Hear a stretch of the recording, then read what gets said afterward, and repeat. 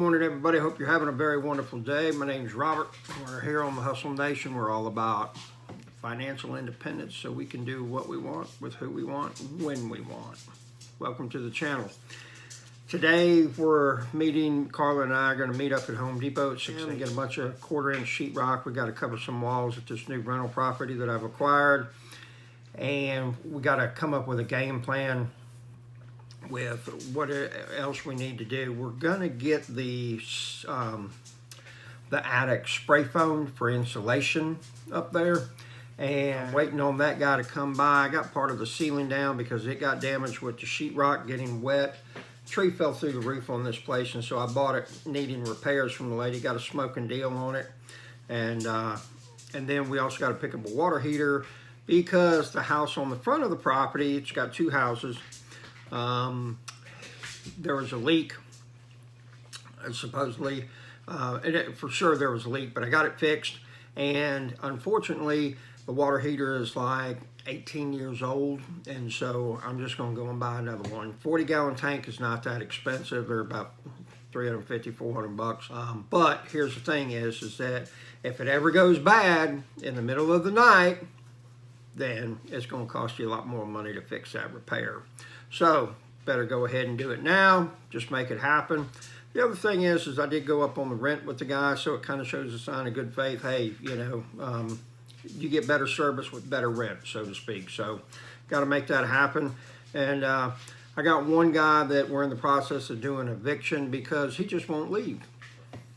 First time in 19 years of being a landlord that I've had to evict somebody because they just won't leave. And so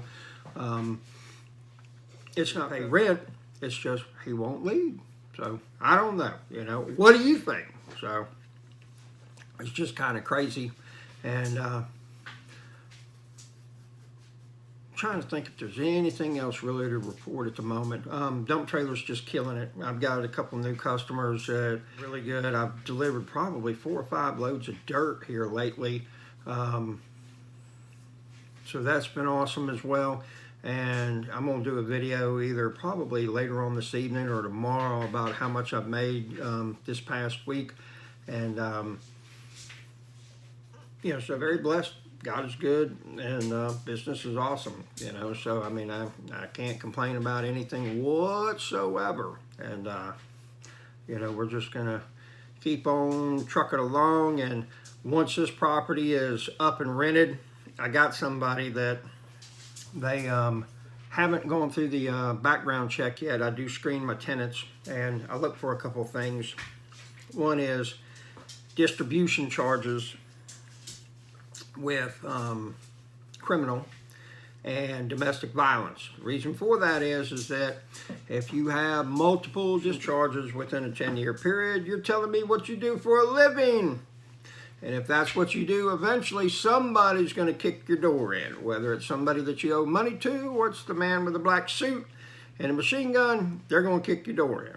The other thing is domestic violence. If you'll beat on somebody, you're going to beat on. If you let somebody beat on you, you're going to let somebody beat on my house. So those are kind of the things that I look for. And then I also look for past evictions in the last 7 years also.